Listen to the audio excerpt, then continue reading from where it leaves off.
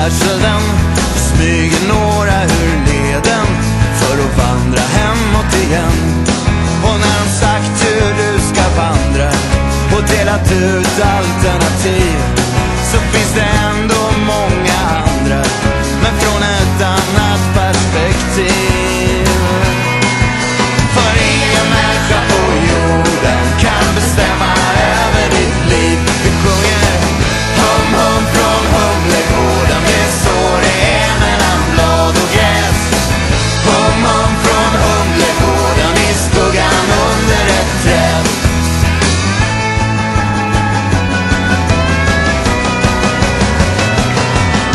Du som är ledsen och ensam och funderar över vad klockan är, du som har